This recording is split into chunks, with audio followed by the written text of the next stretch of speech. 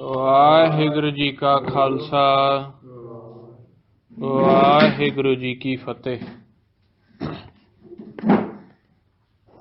महाराज दी गुरबाणी ब्रह्म दी विचार है। ਜਦੋਂ ਗੁਰਬਾਣੀ ਦੀ ਵਿਚਾਰ ਕਰਦੇ ਆ ਤੇ ਫਿਰ ਆਪਾਂ ਨੂੰ ਬ੍ਰਹਮ ਦਾ ਭੇਤ ਹੁੰਦਾ ਹੈ। ਬ੍ਰਹਮ ਕਹਿੰਦੇ ਆ ਅਕਾਲ ਪੁਰਖ ਤੇ ਉਸ ਦੀ ਸਾਜਨਾ ਨੂੰ। ਜਦੋਂ ਵੀ ਕਾਲ ਨੇ ਫੁਰਨਾ ਦੇਣਾ ਹੈ ਜਾਂ ਸਾਡੇ ਮਨ ਨੇ ਫੁਰਨਾ ਲੈਣਾ ਹੈ ਤੇ ਫੁਰਨਾ ਲੈਣ ਤੇ ਹੀ ਸਾਡੇ ਸਰੀਰ ਤੇ ਲੋਡ ਆਉਂਦਾ ਹੈ ਜਾਂ ਅਸਰ ਆਉਂਦਾ ਹੈ। ਫੁਰਨੇ ਤੋਂ ਬਿਨਾਂ ਸਾਡਾ ਸਰੀਰ ਨਾਰਮਲ ਰਹਿੰਦਾ। ਫੁਰਨਾ ਕਹਿ ਦਿੱਤਾ ਵਿਚਾਰ ਨੂੰ। ਵਿਚਾਰ ਆਉਣ ਤੇ ਸਾਡੇ ਮਨ ਤੇ ਅਸਰ ਸ਼ੁਰੂ ਹੋਏਗਾ।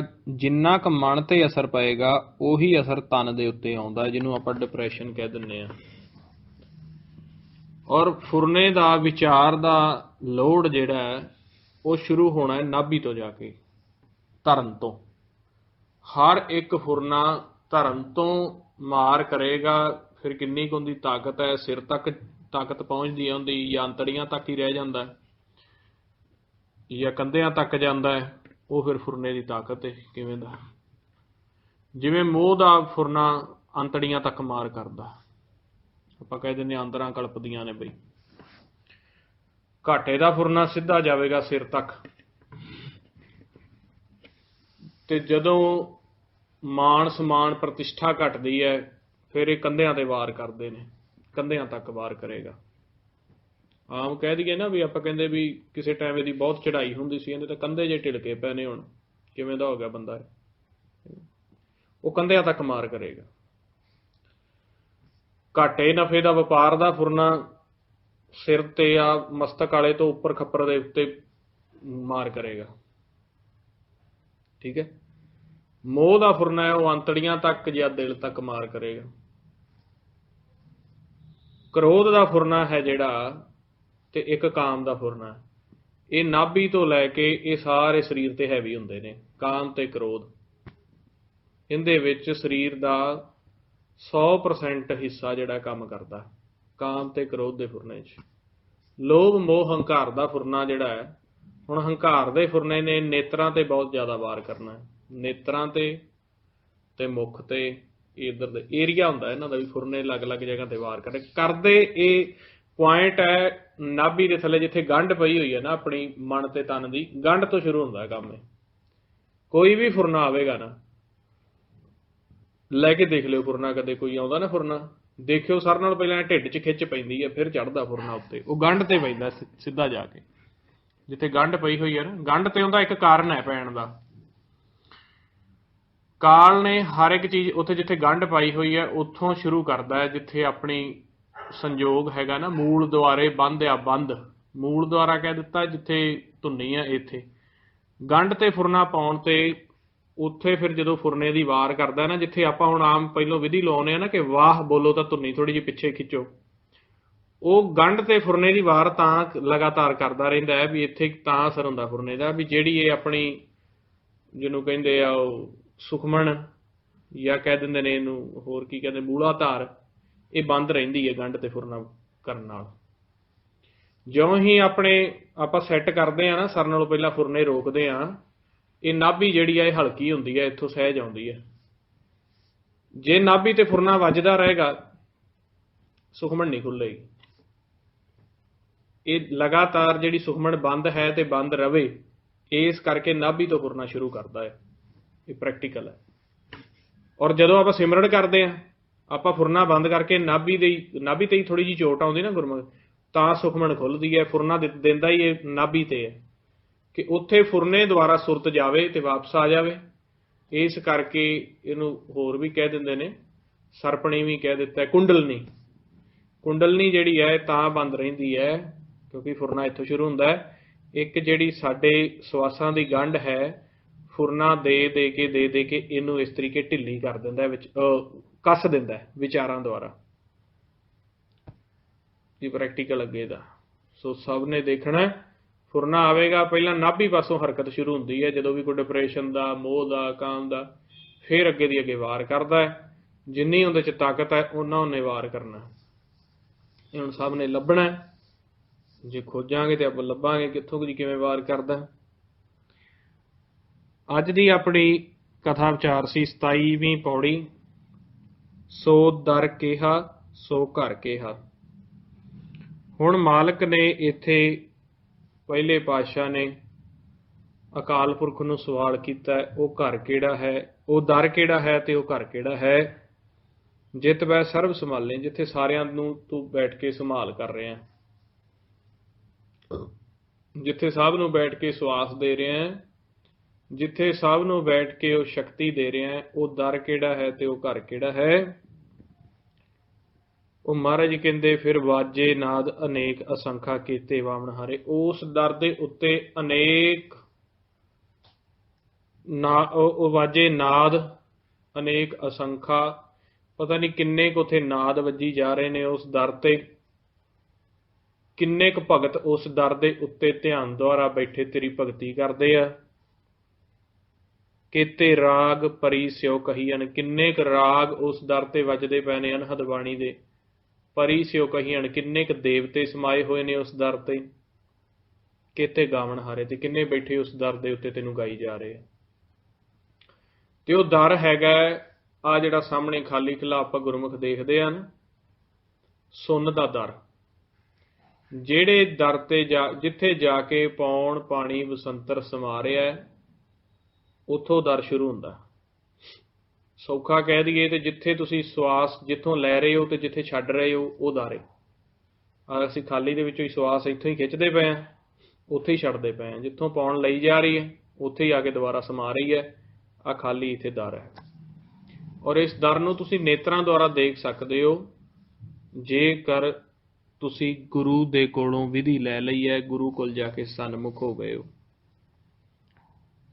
जिथे उहदा दर है उत्थे प्रकाश है, उत्थे पंजां शब्दां दी आवाज़ आउंदी है उस दर ते। उत्थे हर वक्त चंद ते सूरज दा प्रकाश है उहदे दर तो पहलां, ते जदों दर ते जाके ध्यान लाओगे तो उत्थे झिल मिल चल रही है हर वक्त। बाहर देखो अंदर देखो, गल एक ही है। ਉਹੀ शब्द ਉਹੀ नाद ਉਹੀ रस साडे अंदर चलदा है सुखमन दे राहीं। ਉਹੀ शब्द ਉਹੀ नाद ਉਹੀ रस बाहर चलदा है सुखमन तो। जदों असीं बाहर आ प्रकाश दे विच आ गए इत्थे चली जांदा। जो बाहर है वो अंदर प्रगट कीता है। कहंदे गावन तोहनों पौण पाणी वै संतर, गावै राजा धर्म द्वारे। अकाल पुरख नूं इसे दर ते ही, दर जिथे आपां बैठदे हैं ना ध्यान ला के फुरना बंद हो जाता है, जिथे आपां देखदे हां पौण पाणी बसंतर समा जाता है, जिथे सुन शुरू हो जाती है उत्थों दर शुरू हुंदा है। उस दर दे उत्ते पौण पाणी बसंतर भी समा रिहा।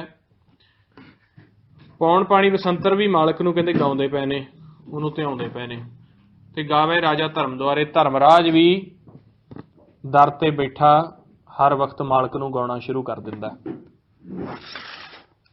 ये गाउंदे कदों ने, जदों तुसीं सुन विच चले जाते हो। तुसीं जिवें सिमरन करते हो ना, आपां सारे जदों सिमरन करते हैं या जदों आपां सुन दे विच बैठदे हां, नालों नाल ही ये भी बैठ जाते हैं सिमरन करन।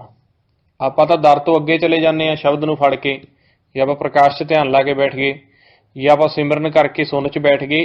ये जिहड़े ने दर तो अगे नहीं जा सकते, दर तक रहिंदे ने, क्योंकि अगे 10वां द्वार है, घर है। काल नूं, पंजां नूं, धर्मराज नूं, चित्रगुप्त नूं, किसी नूं भी दर तो अगे 10वें घर दे विच एंट्री नहीं हैगी। सिर्फ एक मन नूं है ते आत्मा नूं है। आत्मा भी सीधी नहीं जा सकती। जे मन 10वें घर च जाऊगा तो आत्मा उहदे नाल जा सकती है। इन्नी मन दे कोल पावर है, आत्मा सीधी नहीं जा सकती। हुण जिहड़ी आत्मा है ना, जिहड़ी आपां नूं अंदरों बोलदी है, हुण ये थोड़ी ना भी मन तो जाता नहीं है कि मैं तो अक गई हाँ जी, मैं तो हुण लगी हाँ घर। नहीं, चाहे 10 जो घूमे आत्मा नाले घूमेगी। जिहड़ी आकार विच आत्मा साडे अंदर है, एक तो प्रकाश रूप आत्मा है जिहड़ी साडे, जिहनूं सतगुर कहने हैं।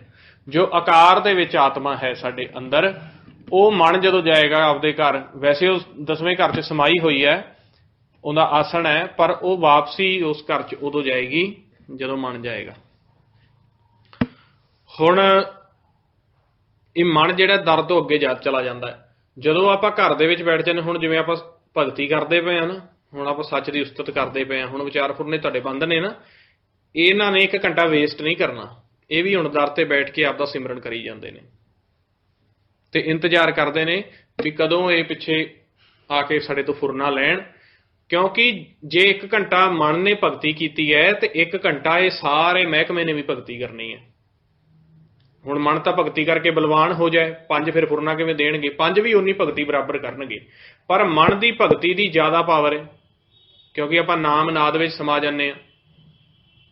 ਔਰ ਇਹਨਾਂ ਨੇ ਦਰ ਤੇ ਬੈਠ ਕੇ ਭਗਤੀ ਕਰਨੀ ਹੈ, ਆਪਾਂ ਘਰ 'ਚ ਬੈਠ ਕੇ ਭਗਤੀ ਕਰਨੀ ਹੈ। ਇਹ ਸਿੱਧੇ ਧਿਆਨ ਦੁਆਰਾ ਸੱਚ ਨੂੰ ਧਿਆਉਂਦੇ ਨੇ, ਆਪਾਂ ਘਰ 'ਚ ਬੈਠ ਕੇ ਭਗਤੀ ਕਰਨੀ ਹੈ। ਜੇ ਤੁਸੀਂ 1 ਘੰਟਾ ਸਿਮਰਨ ਕਰੋਗੇ ਤੇ 1 ਘੰਟਾ ਇਹ ਵੀ ਕਰਨਗੇ, ਤੁਹਾਨੂੰ ਫੁਰਨੇ ਨਹੀਂ ਦੇਣੇ, ਉਹਨਾਂ ਨੂੰ ਵੀ ਤਾਂ ਪਾਵਰ ਚਾਹੀਦੀ ਹੈ। ਇਹ ਸਾਰੀ ਰਾਤ ਸਿਮਰਨ ਕਰਕੇ ਤੁਹਾਨੂੰ ਭਵਜਲ ਦੇ ਵਿੱਚ ਸੱਟ ਦਿੰਦੇ ਨੇ 5, ਆਪ ਸਾਰੀ ਰਾਤ ਸਿਮਰਨ ਕਰਕੇ ਪਾਵਰ ਬਣਾ ਲੈਂਦੇ ਨੇ, ਤੁਹਾਨੂੰ ਭਵਜਲ 'ਚ ਸੱਟਦਾ, ਆਪ ਸਿਮਰਨ ਕਰੀ ਜਾਂਦੇ ਨੇ ਰਾਤ ਨੂੰ। ਇਹ 5 ਵੀ ਸੂਖਮ ਧਰਮਰਾਜ ਹੁਣੀ ਆਪ ਸਿਮਰਨ ਕਰਕੇ ਸਾਰੀ ਰਾਤ ਪਾਵਰ ਬਣਾਉਂਦੇ ਨੇ, ਸਵੇਰੇ ਤੁਹਾਨੂੰ ਉਠਾ ਕੇ ਫੁਰਨੇ ਦਿੰਦੇ ਨੇ। ਇਹ ਤਿਆਰ ਬਰ ਤਿਆਰ, ਆਪਾਂ ਫੁਰਨਿਆਂ 'ਚ ਇਹ ਸਾਰੀ ਰਾਤ ਸਿਮਰਨ ਕਰਦੇ ਨੇ। ਮਹਾਰਾਜ ਕਹਿੰਦੇ ਨੇ ਸਾਰੀ ਰਾਤ ਕੀ, ਜਦੋਂ ਵੀ ਤੁਸੀਂ ਸਹਿਜ 'ਚ, ਜੇ ਤੁਸੀਂ ਸੌਣਾ ਹੈ, ਤੁਸੀਂ ਸਹਿਜ 'ਚ ਜਾਣਾ ਹੈ, ਤੁਸੀਂ ਵੇਖੋ ਕਿੰਨੇ ਵੱਡੇ ਆਪਾਂ ਮੂਰਖ ਹੁੰਦੇ ਆ। ਮਨ ਰਾਜਾ ਹੈ, ਇਹ ਕਰਿੰਦੇ ਨੇ, ਕਰਿੰਦੇ ਸਿਮਰਨ ਕਰ ਲੈਂਦੇ ਨੇ, ਇਹਨੂੰ ਐਸਾ ਭਰਮ ਦੇ ਵਿੱਚ ਪਾਇਆ, ਇਹਨੂੰ ਭਰਮ 'ਚ ਸਵਾ ਕੇ ਆਪ ਸਿਮਰਨ ਕਰੀ ਜਾਣਗੇ।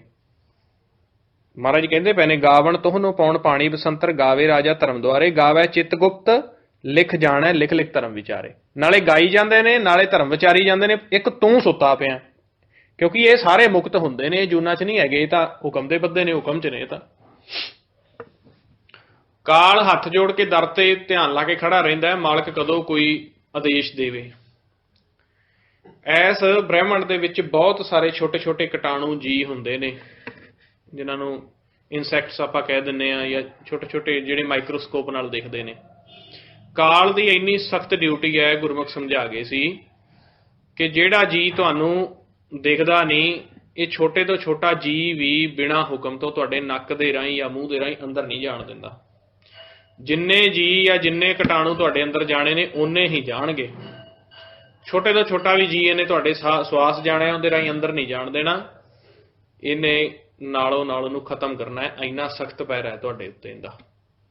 ਹੁਣ ਆਪਾਂ ਦੇਖਦੇ ਹਾਂ ਐਵੇਂ ਤਾਂ ਜਿਉਂਦਿਆਂ ਜੀ ਨੂੰ ਜਿਹੜੇ ਨੇ ਕੀੜੇ ਮਕੌੜੇ ਖਾ ਜਾਣ, ਵਿੱਚੋਂ ਸਰੀਰ ਦੇ ਵਿੱਚੋਂ ਜਾਨ ਨਿਕਲ ਜਾਂਦੀ ਹੈ ਤੇ ਉਹ ਦੇਹੀ ਗਲਣੀ ਸ਼ੁਰੂ ਹੋ ਜਾਂਦੀ ਹੈ। ਉਹੀ ਜਦੋਂ ਜਿੰਨਾ ਚਿਰ ਸਰੀਰ ਦੇ ਵਿੱਚ ਜਾਨ ਰਹਿੰਦੀ ਹੈ, ਦੇਹੀ ਗਲਦੀ ਨਹੀਂ।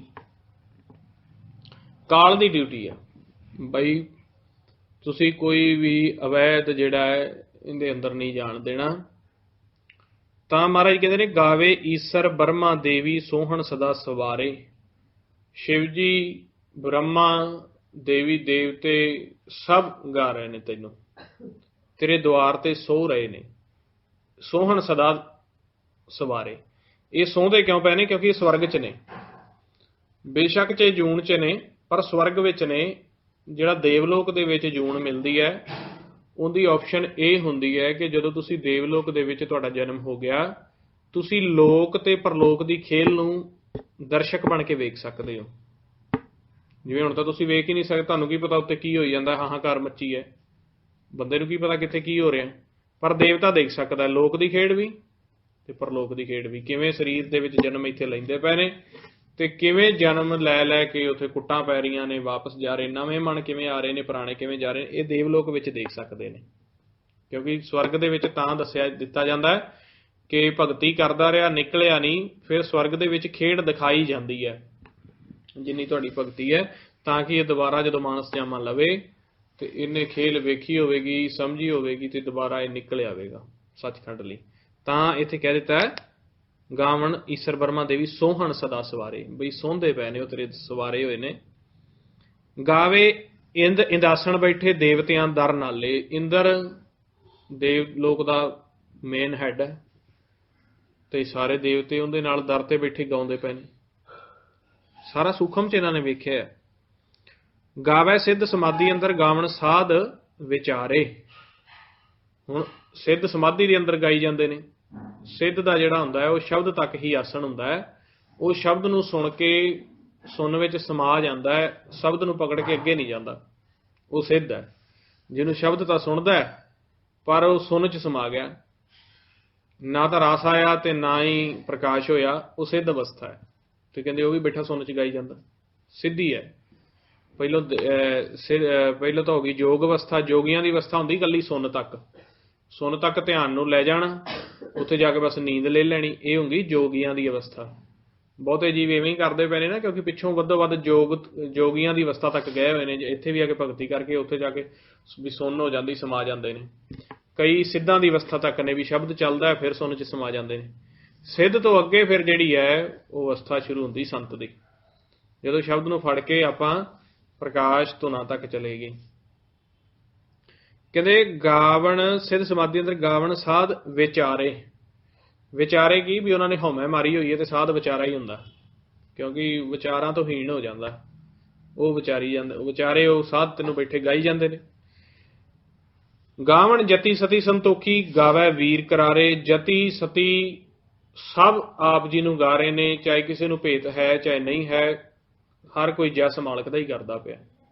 ਇਹ ਸਾਧਾਂ ਨੇ ਦੇਖਿਆ ਦਿਵ ਦ੍ਰਿਸ਼ਟੀ ਦੁਆਰਾ। ਕਹਿੰਦੇ ਜੇ ਸਰਗੁਣ ਨਿਰਗੁਣ ਤੂੰ ਆਪ ਹੀ ਹੈ, ਤੇ ਜੇ ਕੋਈ ਆਕਾਰ ਨੂੰ ਵੀ ਪੂਜਦਾ ਪਿਆ ਹੈਗਾ ਤਾਂ ਉਹ ਸਰਗੁਣ ਆਕਾਰ ਤੇਰਾ ਹੀ ਹੈ ਨਾ, ਤੇ ਤੇਰੇ ਤੋਂ ਬਾਅਦ ਤਾਂ ਕੋਈ ਕਿਸੇ ਨੂੰ ਪੂਜਦਾ ਹੀ ਨਹੀਂ ਪਿਆ, ਸਭ ਤੈਨੂੰ ਹੀ ਪੂਜਦੇ ਪਏ ਨੇ। ਫਿਰ ਕਹਿੰਦੇ ਗਾਵਣ ਪੰਡਤ ਪੜਨ ਰਖੀਸਰ ਜੁਗ ਜੁਗ ਵੇਦਾਂ ਨਾਲੇ। ਪੰਡਤ ਜਿਹੜੇ ਨੇ ਉਹ ਵੇਦਾਂ 'ਚ ਹੀ ਤੈਨੂੰ ਲੱਭੀ ਜਾਂਦੇ ਨੇ, ਪਰ ਤੂੰ ਲੱਭਿਆ ਨਹੀਂ ਉਹਨਾਂ ਨੂੰ, ਵੇਦਾਂ 'ਚ ਹੀ ਲੱਭ ਤੈਨੂੰ ਗਾਈ ਜਾਂਦੇ ਨੇ। ਗਾਵਣ ਮੋਹਣੀਆਂ ਮਨ ਮੋਹਣ ਸੁਰਗਾ ਮੱਛ ਪਿਆਲੇ। ਇਹ ਮੋਹਣੀਆਂ ਸੁਰਗੇ ਦੀਆਂ ਮੋਹਣੀਆਂ ਹੋਣ, ਸੁਰਗ ਦੇ ਵਿੱਚ ਜਿਹੜੇ ਹੰਸ ਰੂਹਾਂ ਨੇ, ਇਹ ਕਹਿੰਦੇ ਉਹ ਵੀ ਤੈਨੂੰ ਗਾਈ ਜਾਂਦੀਆਂ ਨੇ।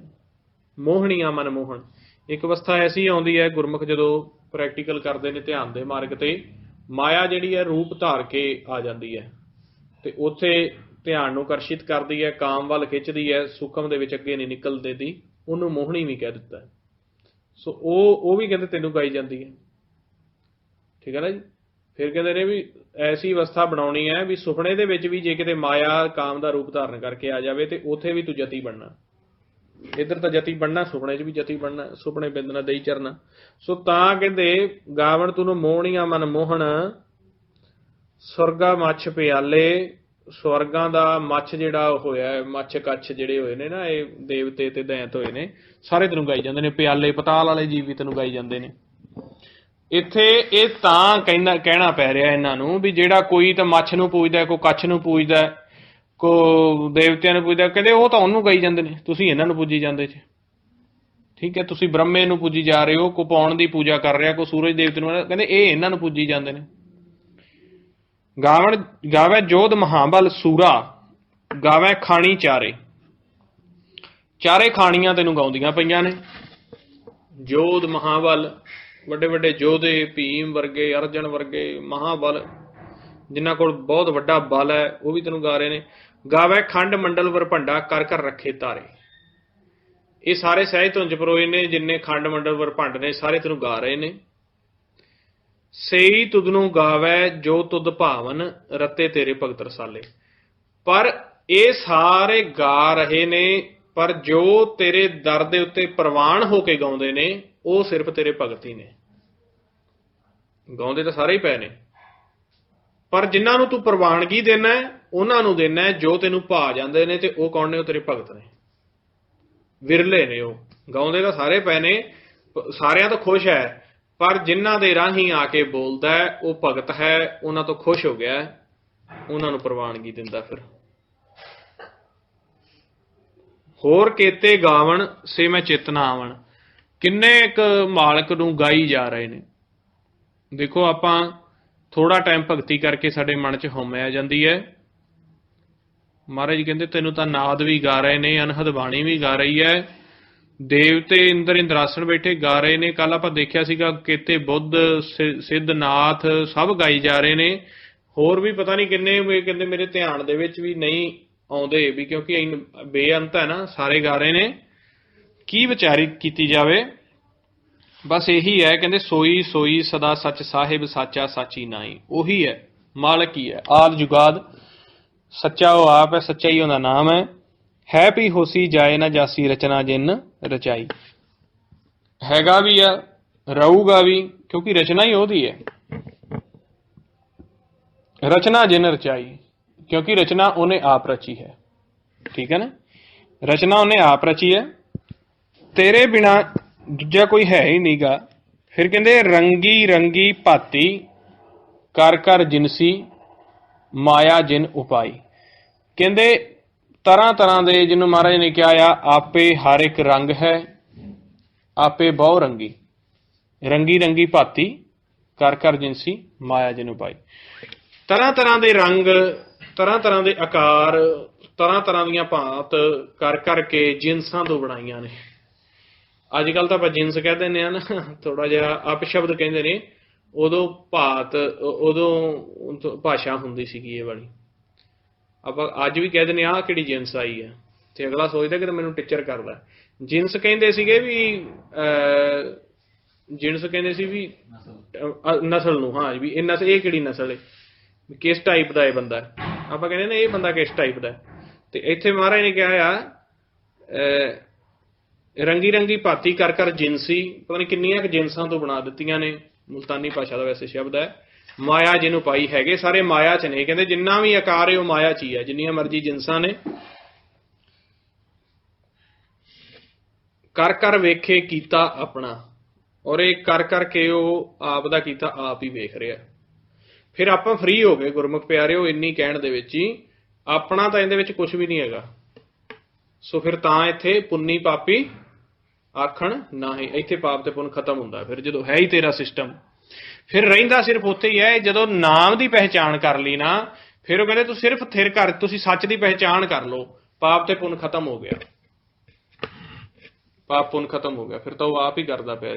ਫਿਰ ਜਦੋਂ ਕਹਿ ਦਿੱਤਾ ਖੰਡ ਮੰਡਲ ਵਰਪੰਡ ਕਰ ਕਰ ਵੇਖੇ ਕੀਤਾ ਆਪਣਾ, ਇਹਦਾ ਕੀ ਮਤਲਬ ਹੈ? ਕਰ ਕਰ ਵੇਖੇ ਕੀਤਾ ਆਪਣਾ, ਜਿਵ ਤਿਸ ਦੀ ਵਡਿਆਈ। ਤੇਰੀ ਵਡਿਆਈ ਹੋ ਰਹੀ, ਸਾਡਾ ਤਾਂ ਹੈ ਹੀ ਨਹੀਂ ਕੁਛ ਇਹਦੇ 'ਚ। ਫਿਰ ਕਹਿੰਦੇ 10ਵੇਂ ਦੁਆਰ ਮੈਂ ਪਾਪ ਨਾ ਪੁੰਨੰਗ। ਬਸ ਜੇ ਘਰ ਆ ਜਾਓ, ਕੋਈ ਪਾਪ ਨਹੀਂ ਤੁਹਾਨੂੰ, ਕੋਈ ਪੁੰਨ ਨਹੀਂ, ਘਰ ਆ ਜਾਓ। ਕਿੱਥੇ ਚੱਕਰਾਂ 'ਚ ਪੈ ਗਏ ਤੁਸੀਂ ਪਾਪ ਪੁੰਨ ਦੇ?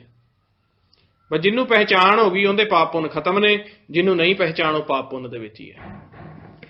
ਕਰ ਕਰ ਵੇਖੇ ਕੀਤਾ ਆਪਣਾ, ਜਿਵ ਤਿਸ ਦੀ ਵਡਿਆਈ, ਜੋ ਤਿਸ ਭਾਵੇ ਸੋਈ ਕਰਸੀ, ਹੁਕਮ ਨਾ ਕਰਨਾ ਜਾਈ।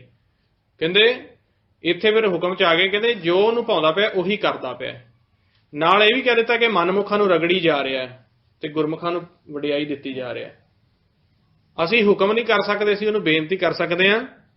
ਸੋ ਪਾਤਸ਼ਾਹੋ ਸਾਹਾਂ ਪਾਤਸ਼ਾਹਿਬ ਨਾਨਕ ਰਹਿਣ ਰਜਾਈ। ਉਹ ਪਾਤਸ਼ਾਹ ਹੈ, ਵੱਡਿਆਂ ਵੱਡਿਆਂ ਪਾਤਸ਼ਾਹਾਂ ਦਾ ਉਹ ਪਾਤਸ਼ਾਹ ਹੈ। ਆਪਾਂ ਉਹਦੀ ਰਜਾ ਦੇ ਵਿੱਚ ਰਹਿਣਾ, ਨਾਨਕ ਰਹਿਣ ਰਜਾਈ। ਹੁਣ ਦੱਸਦੇ ਨੇ ਕਿਸ ਪ੍ਰਕਾਰ ਤੁਸੀਂ ਉਹਦੀ ਰਜ਼ਾ ਦੇ ਵਿੱਚ ਰਹਿਣਾ ਹੈ। ਮੁੰਦਾ ਸੰਤੋਖ ਸ਼ਰਮ ਪੱਤ ਝੋਲੀ, ਧਿਆਨ ਕੀ ਕਰੇ ਭਪੂਤ। ਇੱਥੇ ਫਿਰ ਜੋਗੀ ਦਾ ਇੱਕ ਸ਼ਿੰਗਾਰ ਦੱਸਿਆ ਕਿ ਜਿਵੇਂ ਤੂੰ ਬਾਹਰ ਮੁੰਦਰਾਂ ਪਾਈ ਫਿਰਦਾ ਕੱਚ ਦੀਆਂ, ਝੋਲੀ ਪਾਈ ਹੈ, ਇੱਥੇ ਕਹਿੰਦੇ ਨੇ ਸੰਤੋਖ ਦੀਆਂ ਮੁੰਦਰਾਂ ਪਾਉਣੀਆਂ ਪੈਣਗੀਆਂ, ਕਿਉਂਕਿ ਬਿਨ ਸੰਤੋਖ ਨਹੀਂ ਕੋਈ ਰਾਜੇ। ਸੰਤੋਖ ਦੀਆਂ ਮੁੰਦਰਾਂ, ਜਿੰਨੀ ਦੇਰ ਤੱਕ ਸੰਤੋਖ ਨਹੀਂ ਆਉਂਦਾ, ਸਹਿਜ ਨਹੀਂ ਆਉਂਦਾ, ਤੁਹਾਨੂੰ ਸ਼ਬਦ ਨਹੀਂ ਸੁਣੇਗਾ। ਜਦੋਂ ਸ਼ਬਦ ਕੰਨਾਂ ਦੇ ਵਿੱਚ ਚੱਲਣ ਲੱਗ ਜਾਂਦਾ ਹੈ ਤੇ ਉਹਨੂੰ ਕਹਿੰਦੇ ਨੇ ਸ਼ਬਦੇ ਕੀਆਂ ਮੁੰਦਰਾਂ ਕੰਨੀ ਹੋਣ। ਇਹ ਸ਼ਬਦ ਜਦੋਂ ਚੱਲਦਾ ਉਦੋਂ ਸੰਤੋਖ ਆਉਂਦਾ ਕੰਨਾਂ ਦੇ ਵਿੱਚ। ਕੰਨਾਂ 'ਚ ਜਦੋਂ ਸ਼ਬਦ ਚੱਲੇਗਾ ਫਿਰ ਮਨ 'ਚ ਸੰਤੋਖ ਆਉਂਦਾ ਹੈ। ਅਨਹਦ ਬਾਣੀ ਤੋਂ ਬਿਨਾਂ ਸੰਤੋਖ ਨਹੀਂ ਆਉਂਦਾ ਮਨ ਦੇ ਵਿੱਚ। ਮੁੰਦਾ ਸੰਤੋਖ ਸ਼ਰਮ ਪੱਤ ਝੋਲੀ, ਮਿਹਨਤ ਨੂੰ, ਸ਼ਰਮ ਹੋ ਗਿਆ ਮਿਹਨਤ, ਮਿਹਨਤ ਤੇ ਇੱਜ਼ਤ ਨੂੰ ਤੂੰ ਝੋਲੀ ਬਣਾ ਲੈ ਆਪਦੀ। ਮਿਹਨਤ ਕਰਨੀ ਪੈਣੀ ਹੈ, ਚਾਹੇ ਤ੍ਰੈਗੁਣ ਦਾ ਕਰਮ ਕਰ, ਚਾਹੇ ਸੱਚ ਦੀ ਮਿਹਨਤ ਕਰਨੀ ਪੈਣੀ ਹੈ। ਸ਼ਾਰਟਕਟ ਦੁਆਰਾ ਤਾਂ ਕੋਈ ਵੀ ਚੀਜ਼ ਨਹੀਂ ਮਿਲਦੀ। ਤ੍ਰੈਗੁਣਾਂ 'ਚ ਸ਼ਾਰਟਕਟ ਮਾਰ ਲਓ ਉਹ ਭਾਰੀ ਹੈ, ਤੇ ਸੱਚ ਦੇ ਵਿੱਚ ਸ਼ਾਰਟਕਟ ਮਾਰ ਲਓ ਤਾਂ ਨਹੀਂ ਕੁਛ ਮਿਲਦਾ। ਧਿਆਨ ਕੀ ਕਰੇ ਵਿਭੂਤ। ਹੁਣ ਕਹਿੰਦੇ ਜਿਹੜੀ ਤੂੰ ਇੱਥੇ ਵਿਭੂਤੀ ਹੈ, ਜਿਹੜੀ ਉਹ ਸੁਆਹ ਮਲ ਲੈਂਦੇ ਹੁੰਦੇ ਸੀ ਸਰੀਰ 'ਚ, ਉਹ ਨਹੀਂ ਮਿਲਣੀ। ਧਿਆਨ ਦੀ ਵਿਭੂਤ ਕਰ। ਜਦੋਂ ਤੁਸੀਂ ਸੱਚ ਦੇ ਉੱਪਰ ਧਿਆਨ ਲਾਓਗੇ, ਤੁਹਾਡੇ ਮਨ ਨੂੰ ਸਹਿਜ ਸੁਭਾਏ ਰੰਗ ਚੜ੍ਹਨਾ ਸ਼ੁਰੂ ਹੋ ਜਾਏਗਾ। ਜਿਵੇਂ ਜਿਵੇਂ ਆਪਾਂ ਸ਼ਬਦ ਨੂੰ ਸੁਣਦੇ ਹਾਂ, ਜਦੋਂ ਸ਼ਬਦ ਨੂੰ ਸੁਣਦੇ ਹਾਂ ਫਿਰ ਚਿਹਰੇ ਤੇ ਅਲੱਗ ਨੂਰ ਆਉਂਦਾ। ਜਦੋਂ ਸੱਚ ਨੂੰ ਵੇਖਦੇ ਹਾਂ ਉਹਦਾ ਚਿਹਰੇ ਤੇ ਅਲੱਗ ਨੂਰ ਆ ਜਾਂਦਾ। ਇਹ ਸੱਚ ਦਾ ਰੰਗ ਚੜ੍ਹਦਾ। ਠੀਕ ਹੈ ਨਾ ਜੀ। ਆਪੇ ਹਰ ਇੱਕ ਰੰਗ ਹੈ, ਉਹ ਰੰਗ ਹੈ ਇੱਕ, ਜਿਹਨੂੰ ਕਹਿੰਦੇ ਨਾ ਲਾਲ ਰੰਗ ਤਿਸਕੋ ਲੱਗਾ ਜਿਸਕੇ ਵੜ ਪੱਗ। ਜਿਵੇਂ ਜਿਵੇਂ ਸ਼ਬਦ ਨੂੰ ਸੁਣਾਂਗੇ ਚਿਹਰਾ ਖਿਲਦਾ ਜਾਏਗਾ, ਔਰ ਜਿਵੇਂ ਜਿਵੇਂ ਸੱਚ ਨੂੰ ਵੇਖਾਂਗੇ ਉਹਦੀ ਨਿਸ਼ਾਨੀ ਹੈ ਅੱਖਾਂ ਵਿੱਚ ਲਾਲੀ ਆਉਂਦੀ ਜਾਏਗੀ। ਸਭ ਤੋਂ ਪਹਿਲਾਂ ਜੋ ਅੱਖਾਂ ਦੇ ਵਿਚਲਾ ਲੈਂਸ ਹੈ ਉਹ ਨੀਲਾ ਹੋ ਜਾਏਗਾ ਜਦੋਂ ਆਤਮਾ ਦੇ ਵਿੱਚ ਸਮਾ ਗਿਆ। फिर अखां दे विच लाली आ जाएगी, फिर लाली आउण तो बाद फिर अखां चमक आ जाएगी, फिर चमक आउण तो बाद फिर जिहड़ी है वो अख बिल्कुल एक हो जाएगी।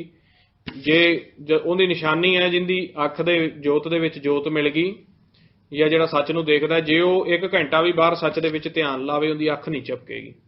जिंदी नहीं मिली वो बाहर ध्यान लावेगा ਅੱਖਾਂ झपकी जाएगा, ਉਹਦਾ ਅਜੇ ਧਿਆਨ नहीं ਲੱਗਾ। ਜਦੋਂ ਸੱਚ 'ਚ ਧਿਆਨ ਲਾਉਣ ਲੱਗ ਗਏ, ਜਿਵੇਂ ਬੱਚਾ ਹੈ ਨਾ, ਤੁਸੀਂ ਦੇਖੋ ਆ ਬੱਚਾ ਆਪਣਾ 15-20 ਮਿੰਟ ਦੇਖੀ ਜਾਂ ਅੱਖ नहीं झपकदा। कई बार उपरला बंदा डर जाता है, ये देखी जाता है, अख नहीं झपकेगा जो सच च ध्यान लावेगा तो। ठीक है, आम कह रहे भी ध्यान दे विच बैठा है, हुण जे ध्यान दे विच बैठे होइए सानू शरीर का की पता है, उधरों आप ध्यान दे विच बैठे होने, कई बार गुरमुखां नूं देखी तो कोई मक्खी उड़ के आउंदी भी करदी, वो कहंदे उदों बाहरों तो बड़ा शो ऑफ करदे भी ध्यान च बैठे, मक्खी आ के बह जांदी नक ते, फिर वो अखां च मक्खी जाणगे, उतों फड़े जांदे ने। वैसे तो सहज सवाए उतों फड़े जाणगे, माड़ी जी मक्खी बैठी उत्थे पता लग जाता। मतलब गल उत्थे की है भी अखां दे विचों सुरतियां चों ध्यान नहीं निकलिया। हुण सुत्ते बंदे दे उत्ते मक्खियां बैठी जाण, उहनूं की पता। हाँ जी, आम तौर ते बजुर्ग भी कहंदे सी मूँह तेरा खुला पिया, सुत्ता पिया, मक्खियां वड़ निकली जांदियां, तैनूं पता ही नहीं, उठ पै। इसे तरीके से जिउंदियां जी मरना, फिर मक्खी आवे, मच्छर आवे, चुंडी वड़ दे, कोई पता नहीं। सो वो ध्यान करना है। असीं ध्यान की करे विभूत। फिर कहते आई पंथी सगल जमाती मन जीते जगजीत। इत्थे हुण सिख धर्म नहीं हैगा, सिख पंथ है। हाँ जी, हाँ सॉरी, इत्थों हाँ ठीक है। खिंता काल कुआरी काया, ध्यान की करे विभूत, खिंता काल कुआरी काया जुगत डंडा प्रतीत। हुण इत्थे कहंदे ने जिहड़ा काल नूं हर वक्त याद रखना, ये खिंता, ये नाल जिहड़ी ओह फड़ी हुंदी ना डगोरी, किहड़ी ਉਹ ਜਿਹੜੀ ਉਹਨਾਂ ਨੇ ਹੱਥ ਦੇ ਵਿੱਚ ਵਜਾਉਂਦੇ ਨੇ ਨਾ, ਉਹ ਅਲੱਖ ਨਿਰੰਜਨ ਕਰਦੇ ਨੇ। ਹਾਂ ਜੀ, ਵੈਸੇ ਡੰਗੋਰੀ ਨੂੰ ਵੀ ਕਹਿ ਦਿੰਦੇ ਨੇ ਖਿੰਤਾ, ਜਾਂ ਉਹ ਹੱਥਾਂ ਦੇ ਵਿੱਚ ਪਾਇਆ ਹੁੰਦਾ ਨਾ ਜਿਹੜੀ ਉਹ ਲੱਕੜ ਦੀ, ਉਹਦੇ ਵਿੱਚ 2 ਚਿੱਪੀਆਂ ਜੀਆਂ ਲੱਗੀਆਂ ਹੁੰਦੀਆਂ ਨੇ, ਤੇ ਉਹ ਹਾਂ ਜੀ ਉਹ ਵਜਾਉਂਦੇ ਨੇ, ਨਾਲ ਕਰਦੇ ਨੇ ਅਲੱਖ ਨਿਰੰਜਨ। ਅਲੱਖ ਨਿਰੰਜਨ ਹੁੰਦਾ ਹੈ ਕਿ ਅਲੱਖ ਦਾ ਮਤਲਬ ਹੈ ਸੂਖਮ ਹੈ, ਵੀ ਅਲੱਖ ਨਿਰੰਜਨ ਉਹ ਮਾਲਕ ਵੇਖਦਾ ਨਹੀਂ ਇਹਨਾਂ ਅੱਖਾਂ ਨਾਲ, ਅਲੱਖ ਨਿਰੰਜਨ ਦਾ ਮਤਲਬ ਹੁੰਦਾ। ਕਹਿੰਦੇ ਖਿੰਤਾ ਕਾਲ, काल नूं इत्थे डंगोरी ला लो, चाहे खिंता जिहड़ी हत्थां चों लक्कड़ दी फड़ी हुंदी है वो ला लो, भी हर वक्त काल नूं याद रखना। कहंदे कुआरी काया जुगत डंडा प्रतीत। हुण जिहड़ी काया हुंदी है इहनूं संत ही विआउंदे ने, मनमुख दी काया जिहड़ी आ कुआरी आउंदी है, कुआरी चली जांदी है। इस काया नूं संत विआउंदे ने, मन दी काया नूं भी ते आ त्रैगुण काया नूं भी, इहनूं विआउंदे संत ही ने। किवें विआउंदे ने? ਜਦੋਂ ਨਾਮ ਦਾ ਵਾਸ ਮਨ ਦੇ ਵਿੱਚ ਹੋ ਜਾਂਦਾ ਹੈ, ਫਿਰ ਅੰਮ੍ਰਿਤ ਰਸ ਦੁਆਰਾ ਇਸ ਕਾਇਆ ਨੂੰ ਭੇ ਕੇ ਇਹਨੂੰ ਸਾਰੀ ਨੂੰ ਮੁਕਤ ਕਰਕੇ ਤੇ ਆਪਦੇ ਘਰ ਲੈ ਜਾਂਦੇ ਨੇ। ਕੌਣ ਵਿਆਹਿਆ ਜਾਂਦਾ ਹੈ? ਜਦੋਂ ਲਾੜਾ ਲਾੜੀ ਨੂੰ ਫੇਰੇ ਦਵਾ ਕੇ ਤੇ ਘਰ ਲੈ ਜਾਵੇ, ਉਹ ਵਿਆਹਿਆ ਜਾਂਦਾ। ਤੇ ਸੰਤ ਸਾਰੀ ਕਾਇਆ ਨੂੰ ਮੁਕਤ ਕਰਾ ਕੇ ਘਰ ਲੈ ਜਾਂਦੇ ਨੇ ਸੱਚਖੰਡ। ਸੰਤ ਕਾਇਆ ਨੂੰ ਵਿਆਹੁੰਦੇ ਨੇ। ਤੇ ਮਨਮੁਖ ਦੀ ਤਾਂ ਕਾਇਆ ਕੁਆਰੀ ਆਈ, ਉਹਨੇ ਤਾਂ ਇਸ ਕਾਇਆ ਨਾਲ ਕੋਈ ਵਿਆਹ ਨਹੀਂ ਕੀਤਾ, ਕੋਈ ਭੋਗ ਨਹੀਂ ਕੀਤਾ, ਇਹਦੇ ਵਿੱਚ ਸ਼ਰੀਕੇ ਤਰ੍ਹਾਂ ਰਿਹਾ, ਵੇਸਵਾ ਤਰ੍ਹਾਂ, ਵੇਸਵਾ ਬਣਾ ਕੇ ਰੱਖਿਆ ਇਸ ਕਾਇਆ ਨੂੰ, ਸਿਰਫ ਇਹਦੇ ਵਿੱਚ ਰਿਹਾ। ਜਦੋਂ ਵਾਪਸ ਮੁੜਿਆ, ਆਪ ਵੀ ਜੂਨਾਂ ਵਿੱਚ ਗਿਆ, ਤੇ ਇਸ ਕਾਇਆ ਦੇ ਵਿੱਚ ਅੰਮ੍ਰਿਤ ਰਸ ਦੀ ਇੱਕ ਬੂੰਦ ਤੱਕ ਨਹੀਂ ਪਾਈ, ਤੇ ਕਾਇਆ ਨੂੰ ਵੀ ਪਿਛਲਿਆਂ ਨੇ ਸਾੜ ਦਿੱਤਾ, ਤੇ ਸਾਰੀ ਕਾਇਆ ਜੂਨਾਂ 'ਚ ਗਈ। ਸੰਤ ਦੀ ਕਾਇਆ ਜੂਨਾਂ 'ਚ ਨਹੀਂ ਜਾਂਦੀ। ਸੰਤ ਸਿੱਧੇ ਸੱਚ ਦੇ ਵਿੱਚ ਸ਼ਬਦ ਦੁਆਰਾ ਗਏ। ਸਮਾਂ ਪੈਣਾ, ਪਿਛਲਿਆਂ ਨੇ ਜਾਂ ਤਾਂ ਦੱਬਣਾ ਜਾਂ ਸਾੜਨਾ। ਉਹ ਜਿਹੜੇ ਵਿੱਚ ਜੀ ਹੁੰਦੇ ਨੇ ਉਹ ਮੁਕਤ ਹੁੰਦੇ ਨੇ, ਉਹ ਨਾਲੇ ਸੰਤਾਂ ਦੇ ਘਰ ਗਏ। ਤਾਂ ਕਹਿੰਦੇ ਖਿੰਤਾ ਕਾਲ ਕੁਆਰੀ ਗਏ, ਕਾਲ ਨੂੰ ਯਾਦ ਰੱਖੀ, ਇਹ ਕਾਇਆ ਤੇਰੀ ਕੁਆਰੀ ਹੈ, ਜੁਗਤੀ ਦੁਆਰਾ ਇਹਨੂੰ ਜਿਹੜਾ ਵਿਆਹ ਕੇ ਘਰ ਲੈ ਜਾ। ਫਿਰ ਕਹਿੰਦੇ ਨੇ ਆਈ ਪੰਥੀ ਸਗਲ ਜਮਾਤੀ। ਹੁਣ ਸਿੱਖ ਧਰਮ ਨਹੀਂ, ਸਿੱਖ ਪੰਥ ਹੈ। ਪੰਥ ਦਾ ਤੇ ਧਰਮ ਦਾ ਬਹੁਤ ਫਰਕ ਹੁੰਦਾ। ਪੰਥ ਦਾ ਮਤਲਬ ਹੁੰਦਾ ਹੈ ਰਸਤਾ, ਮਿਲਾਪ ਦਾ ਰਸਤਾ। ਤੇ ਕਹਿੰਦੇ ਸਾਰੀ ਆਈ ਪੰਥੀ ਸਗਲ ਜਮਾਤੀ, ਸਾਰੀ ਜਮਾਤ ਲਈ ਇੱਕ ਹੁਣ ਮਿਲਾਪ ਦਾ ਰਸਤਾ ਕੱਢਿਆ ਹੈ। ਸਾਰੀ ਜਿਹੜੀ ਆਪਣੀਆਂ ਕਾਇਨਾਤ ਹੈ, ਜਿੰਨੀ ਜਮਾਤ ਹੈ, ਆਈ ਪੰਥੀ ਸਗਲ ਜਮਾਤੀ। ਹੁਣ ਤਾਂ ਆਪਾਂ ਕਹਿ ਦਿੰਦੇ ਹਾਂ ਲੋਕਾਈ ਕਹਿ ਦਿੱਤਾ, ਦੁਨੀਆਦਾਰੀ ਕਹਿ ਦਿੱਤਾ, ਜਮਾਤੀ ਕਹਿ ਦਿੱਤਾ, ਵੀ ਇਹ ਜਮਾਤ ਕਹਿੰਦੀ ਹੈ। ਇੱਕੋ ਹੀ ਪੰਥ ਹੈ ਸਾਰਿਆਂ ਦਾ। ਕੀ ਪੰਥ ਹੈ? ਮਨ ਜੀਤੇ ਜਗਦੀਤ। ਮਨ ਨੂੰ ਜਿੱਤ ਲਓ ਤੇ ਜਗਤ ਜਿੱਤ ਲਓਗੇ। ਇਹੀ ਤੁਹਾਡਾ ਧਰਮ ਹੈ, ਇਹੀ ਤੁਹਾਡਾ ਪੰਥ ਹੈ। ਆਦੇਸ਼ ਤਿਸੈ ਆਦੇਸ਼, ਮਾਲਕ ਦਾ ਹੀ ਆਦੇਸ਼ ਹੈ ਤੇ ਉਹਦੇ ਤੁਸੀਂ ਹੁਕਮ ਦੇ ਵਿੱਚ ਆਓ। ਆਪਦੇ ਆਪ ਨੂੰ ਆਦੇਸ਼ ਦੇ ਰਿਹਾ, ਇਸ ਚੀਜ਼ ਨੂੰ ਸਮਝੋ। ਆਦੇਸ਼ ਤਿਸੈ ਆਦੇਸ਼, ਆਪ ਦਾ ਆਦੇਸ਼ ਆਪਦੇ ਆਪ ਨੂੰ ਹੈ। ਆਦ ਅਨੀਲ ਅਨਾਦ ਅਨਾਹਤ, ਜੁਗ ਜੁਗ ਏਕੋ ਵੇਸ। ਆਦ ਵਿੱਚ ਵੀ ਉਹ ਆਪ ਸੀ ਜਦੋਂ ਖੇਲ ਸ਼ੁਰੂ ਹੋਈ। ਅਨੀਲ ਹੋ ਗਿਆ ਸਾਜਨਾ, ਜਿੰਨੀ ਵੀ ਹੈ ਅਨੀਲ ਸਾਜਨਾ। ਅਨਾਦ ਹੋ ਗਿਆ ਉਹ ਜਦੋਂ ਸ਼ਬਦ ਤੋਂ ਰਹਿਤ ਹੁੰਦਾ। ਇੱਕ ਤਾਂ ਨਾਦ ਹੋ ਗਿਆ, ਇੱਕ ਅਨਾਦ। ਜਦੋਂ ਮਹਾਰਾਜ ਨੇ ਇੱਕ ਅਵਸਥਾ ਐਸੀ ਵੀ ਦੱਸੀ ਹੈ ਕਿ ਮਾਲਕ ਦੀ ਕੋਈ ਸਾਜਨਾ ਨਹੀਂ ਸੀ। ਜਦੋਂ ਬ੍ਰਹਿਮੰਡ ਦੇ ਵਿੱਚ ਇੱਥੇ ਉਹ ਸ਼ਬਦ ਹੋਇਆ ਨਾ, ਆਵਾਜ਼ ਹੋਈ ਹੈ, ਉਦੋਂ 36 ਯੁੱਗ ਤੱਕ ਸੁਣ ਹੀ ਸੁਣ ਰਹੀ ਹੈ। ਇੱਥੇ 36 ਯੁੱਗ ਸੁਣ ਗੁਬਾਰੇ ਇੱਕ ਜਗ੍ਹਾ ਤੇ ਆਉਂਦਾ ਹੈ। 36 ਯੁੱਗ ਇੱਥੇ ਬਿਲਕੁਲ ਕੋਈ ਪਸਾਰਾ ਨਹੀਂ ਹੋਇਆ, ਅਰਬਦ ਨਰਬਦ ਧੰਦੂਕਾਰ ਆ ਰਿਹਾ। 36 ਯੁੱਗ ਉਹ ਉਹਨਾਂ ਦੀ ਆਪਦੀ ਅਵਸਥਾ ਸੀ। ਕਿਉਂ ਰਹੇ ਨੇ, ਕਿਸ ਕਰਕੇ ਰਹੇ ਨੇ, ਇਹ ਉਹਨਾਂ ਨੂੰ ਪਤਾ। ਉਹ ਅਨਾਦ ਤੇ ਅਨਾਹਤ ਹੈ। ਫਿਰ ਨਾਦ ਦਾ ਖੇਲ ਸ਼ੁਰੂ ਹੋਇਆ, ਉਦੋਂ ਨਾਦੀ ਤੇ ਅਨਾਦ ਤੇ ਅਨਾਹਤ। ਅਨਾਦ ਹੋ ਗਿਆ ਵੀ ਜਦੋਂ ਖੇਲ ਨਹੀਂ ਹੁੰਦੀ, ਅਨਾਹਤ ਹੋ ਗਿਆ ਜਦੋਂ ਖੇਲ ਸ਼ੁਰੂ ਹੁੰਦੀ ਹੈ। ਅਨਾਹਤ ਕਹਿ ਦਿੰਦੇ ਨੇ ਜਿਹੜੀ ਇੱਕ ਅਨਹਦ ਬਾਣੀ ਹੁੰਦੀ ਹੈ, ਇੱਕ ਅਨਹਤ ਬਾਣੀ ਹੁੰਦੀ ਹੈ। ਅਨਹਦ ਬਾਣੀ ਜਿਹੜੀ ਹੁੰਦੀ ਹੈ, ਜਿਹੜੇ ਇਹ ਦੂਜੇ ਛੋਟੇ ਛੋਟੇ ਸ਼ਬਦ ਚੱਲਦੇ ਨੇ ਨਾ ਨਾਲ, ਸਾਡੇ ਬੀਂਡੇ ਚਿੜੀਆਂ ਘੜਿਆਲ ਢੋਲਕੀ ਪਵਨ ਗੱਜਦੀ ਹੈ, ਗਗਨ ਗਰਜਦਾ ਹੈ, ਇਹ ਅਨਹਦ ਬਾਣੀ ਹੈ। ਔਰ ਜਿਹੜਾ ਇੱਕ ਤਿੱਖਾ ਸ਼ਬਦ ਹੈ ਫਿਰ ਇਹ ਮੋਟਾ ਹੋ ਜਾਂਦਾ ਹੈ, ਫਿਰ ਅੱਗੇ ਜਾ ਕੇ ਕਿੰਗਰੀ ਬਣ ਜਾਂਦੀ, ਇਹ ਅਨਹਤ ਬਾਣੀ ਹੈ, ਤੱਤੇ ਵਾਲੀ। ਉਹ ਕਹਿੰਦੇ ਆਦ ਵੀ ਆਪ ਹੈ, ਅਨੀਲ ਸਾਜਨਾ। ਅਨਾਹਦ ਜਦੋਂ ਇਹ ਖੇਲ ਨਹੀਂ ਪ੍ਰਗਟ ਹੁੰਦੀ, ਬਸ ਉਹ ਸ਼ਬਦ ਰੂਪ ਵਿੱਚ ਰਹਿੰਦਾ ਹੈ। ਅਨਾਹਤ ਫਿਰ ਜਦੋਂ ਨਾਮ ਰੂਪ ਵਿੱਚ ਆ ਜਾਂਦਾ ਹੈ। ਜੁਗ ਜੁਗ ਏਕੋ ਵੇਸ, ਰਹਿੰਦਾ ਉਹ ਇੱਕ ਹੀ ਹੈ ਜੁਗਾ ਜੁਗੰਤਰਾਂ ਤੀਕਰ। ਇਹ ਆਦ ਵੀ ਆਪ ਹੈ, ਅਨੀਲ ਵੀ ਆਪ ਹੈ, ਅਨਾਹਦ ਵੀ ਆਪ ਹੈ, ਅਨਾਹਤ ਵੀ ਆਪ ਹੈ, ਤੇ ਜੁਗ ਜੁਗ ਵਿੱਚ ਉਹ ਇੱਕ ਹੀ ਹੈ। ਮਤਲਬ ਸਾਜਨਾ ਵੀ ਆਪ ਹੈ, ਏਕ ਅਨੇਕ ਵਿਆਪਤ, ਉਹ ਆਪ ਹੀ ਹੈ। ਫਿਰ ਕਹਿੰਦੇ ਨੇ ਭੁਗਤ ਗਿਆਨ ਦਇਆ ਭੰਡਾਰਨ, ਘਟ ਘਟ ਵਾਜੈ ਨਾਦ। ਹੁਣ ਮਹਾਰਾਜ ਕਹਿੰਦੇ ਨੇ ਇਹ ਭੁਗਤ ਗਿਆਨ ਦਇਆ ਭੰਡਾਰਨ, ਇਹ ਜਿਹੜਾ ਗਿਆਨ ਹੈ, ਇਹਨੂੰ ਇੱਥੇ ਆਪਾਂ ਇਸ ਚੀਜ਼ ਨੂੰ ਸੁਰਮਾ ਵੀ ਕਹਿ ਸਕਦੇ ਹਾਂ।